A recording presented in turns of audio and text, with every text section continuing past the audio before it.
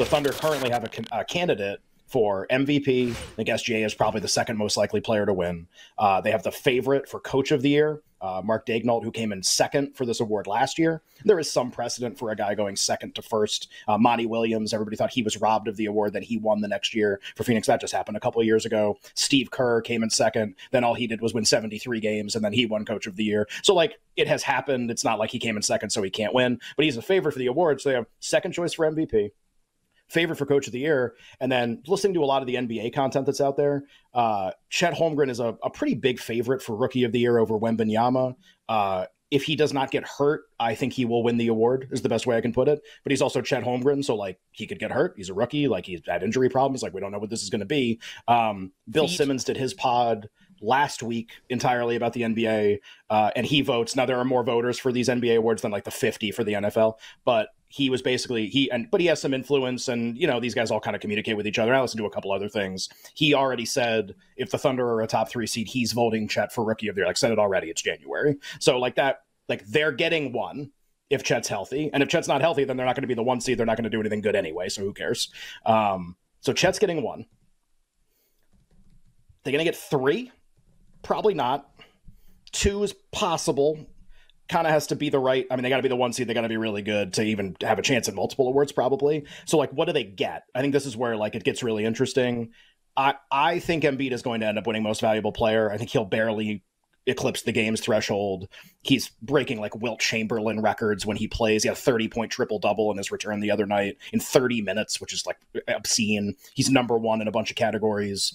But he and SGA, I think, have kind of separated themselves. And I think it becomes a really fun discussion down the stretch, potentially, between the two of them, where it's like, can SGA be so much better that voters are like, it's basically like he's early for all this stuff. Can he be so much better than Embiid that voters are like, you know what? Like, it's actually you this time. It's not the guy who won last year, who's, like, at the absolute height of his powers. Tough case to make. But I honestly think if you build entirely those two players going forward forever, you're great at the end of the year. You're really, really, really good. And people be like, what about Jokic?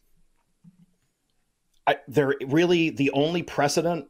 This is always why I'm just not sure about this. And I think his window to win MVPs might be shut. It's always kind of why I favored Embiid this year. If you go back and look at guys who won one or multiple and then didn't win for a year, but then came back and won more, there's really only 2 historical examples the last 40 years of that happening. And it's Jordan and LeBron. And that's it. And so it's like, all right, is he that, or is he, you know, all the other all-time players who win their MVP, 1, 2, whatever? This is always where I remember that Kobe only won 1, which is, like, insane to me. But, like, you either win your 1 or 2, and then you're done. And we're on to something else, and we don't come back. I think, my opinion, totally subjective, I think we're there with Jokic. He seems not even a part of the conversation this year. Just seems like he's not a part of the conversation. I think this is Embiid and SGA to the finish line. Luka's price being low, if anything, grants you the ability to bet as much Embiid and SGA as humanly possible until everyone figures out that he's a 0 to win the award. Absolute 0. He got trucked by the Jazz the other night. Kyrie's back, which means his numbers dip back down again. The only reason they were up high is because Kyrie was out. He had to be the max usage guy. Now he doesn't have to be that anymore. He can be the 8th best player in the NBA again. And there isn't another candidate emerging, so it feels very stable. And I've just been buying now that Embiid's back, and I want both those guys to the finish line. And that's kind of where I'm at. We can do title now in a second, but for the MVP, that's, like, kind of the final stamp on it, I think. Also, I'll be betting the Portland Trailblazers tonight against Dallas at a huge number, and I'm really looking forward to it. And I feel like my bet is definitely going to win, and I can't wait for it. Just on the Jokic thing, and then we could talk title. I agree 1,000,000,000% that I don't think Jokic will win. He also has some games, and look, he's the best player. Like, this is not like, does he stink? He's amazing. Yeah, I still think they're going to win, by the way. Like, I still think they're going to win the title, but yeah. Tough to argue against it, right? After what we saw last year. So tough to disagree with you. He has way too many games where he just puts up statistical stinkers. Sorry. Like, I agree. Like, I don't think Jokic is going to win the award this year. And look, you're better with the stuff than I am, so you tell me it's Embiid and SGA. I buy it. Embiid definitely makes sense, and SGA makes sense, but I just as, like, a concept, I agree that I don't think Jokic is going to win the award this year. I do agree with that. Thunder Celtics, like by far the marquee game last night. I'm sure you had a chance to check it out. I know you've been very adamant that you think SGA is like a really live MVP candidate. I kind of agree with you. Like for me, if it's not Embiid, it's him. So you can take this Thunder conversation in whatever direction you want. Title and conference, awards, SGA, Daignault for Coach of the Year, he's the favorite. Chet Rookie of the Year, he's the favorite. Like, how into the Thunder are you in all those markets right now? Yeah, so I think if you're someone like me, right, and we run into this a lot with the content side on the betting stuff, where it's like you've already given it out so much. Like I was on Thunder win total over in the preseason. I hit it again, and like, look, there's still numbers out there in the market you can find for live win totals, and I still think that there's still this. Because everything is always going to be really resistant to move off of those preseason numbers for a team like, especially for a team like OKC, where they're so young, there's always going to be the skepticism of like, well, come on, like they're not going to play like this the whole way.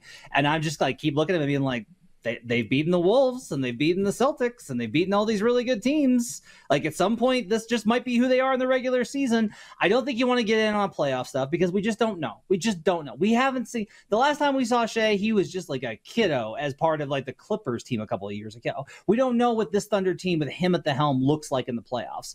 Chet Holmgren, rookie, like second most important player. Do you want to get in on that? I do think though, like division, I think is live. I think the Nuggets are still vulnerable from that perspective. They're likely to take a dip. I think there's value probably on Thunder division. And I still think that SGA, honestly, is going to continue to get a lot of bump. The conversation is going to start becoming about like, hey, so like Embiid's numbers are really good. Also, he never plays anyone on the road ever. And if Embiid plays 68 games and Shea plays 80 games, what does that look like? So I still think that he's very much live for MVP. I think there's value there. There's ways to get in on them and to bet them nightly because I still think the market is a little bit resistant to the idea that this Thunder team is really good. Guess what? They're really good. Like, should we be betting both Parsons and Watt right now since Garrett's not playing this weekend and the other two have opportunities to have, like, signature performances? In Watt's case, to maybe get his team to the playoffs, and in Parsons' case, like, to win the division and get the 2 seed in the NFC for America's team. Yeah. Right. Yeah, because the funny part is when you're betting these now, so for people who don't know, you could be right. Maybe after Saturday night's games, they get reposted. Domestics have been very likely to just keep this stuff open through games, through windows, whatever. I think we can feel pretty confident that either at the start of the window on Sunday or at the conclusion of the games on Sunday, everything closes and it doesn't reopen. And the reason for that is that like the voting actually starts after that. And then you could get like clipped by inside information from people actually knowing what was going to happen. So like your window to make bets in this is starting to narrow really fast. So there's a lot of hedging decisions you have to make this week, like that I have to make on stuff. And some of these are really tough choices. So the problem is like, so let's say you bet Watt and Parsons, like you take a position against Garrett. Your problem is you don't have a way to get like that would be a great idea if there were 2 more games. Cause then like Garrett's not going to play. You bet these both now, like they play, Garrett doesn't, you come and bet Garrett next week. You just win no matter what. Like that's an easy play to understand. This is like, you have to bet them and they have to win. Like there's no hedge. They just have to win. Risk. Yeah. You're gambling. Yeah, a lot. Yeah. Yeah. Comeback player of the year had a ton of movement today, and this is the one that I guess we should probably spend a couple minutes on too. Hamlin is out to like minus 280, minus 300. The offshore that had the really liquid market took it down. He was minus 310, I think, before they took it off the board, and he's like 280 in a couple places. So you see, it's all moving in the same direction. What I would like to be able to do is tie that to something. So there's VSiN's been having like a parade of award voters or people that talk about awards on their shows. A couple people who vote, who have given their opinion. One voted for Hamlin, or one said they're going to vote for Hamlin. The other was sort of like indifferent, but said like there's a lot of pressure to vote for Hamlin, which I actually think was a really good way to put what's happening. So I don't think it's that, but it could be that combined with like other content that's really pushing Hamlin now again, combined with honestly just like consensus opinion.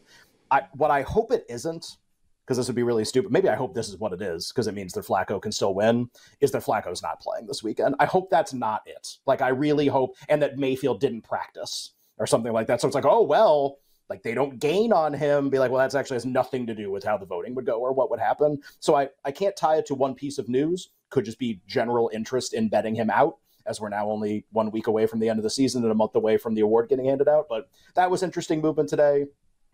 I'm pretty indifferent on who I think is going to win. I think it could go a couple different directions. I think Hamlin is very live to win, and he will get first place votes. I'm not exactly sure how it'll shake out at the end. I'm pretty open-minded now, but we're in good, and now we kind of wait and see what happens. But interesting movement to a random Wednesday, and a lot of these markets were very, very aggressively moving, despite the fact that there were no games going on.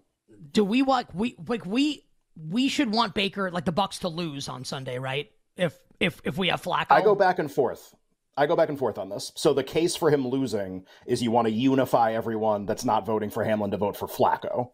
I think that's the right answer to the question. I guess the problem is, like,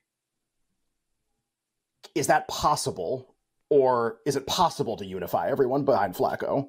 Like, if Baker loses, is Flacco such a fringe candidate because he didn't play very much that people will be like, well, like Tua or Lamar, or like, what about this other guy or something like that? Is that enough? Or like, let's put it, we can do the flip side. I can argue the opposite. Hamlin's not going to play this weekend. He's going to be inactive for the last game of the season. Flacco's not going to play. He's not going to play the last game of the season. Mayfield is, and he basically owns a window on Sunday where if they win, he owns that window. It's all that's Division happening. champs. No one else is doing anything, and he's doing everything. He can get the biggest bump to close possible.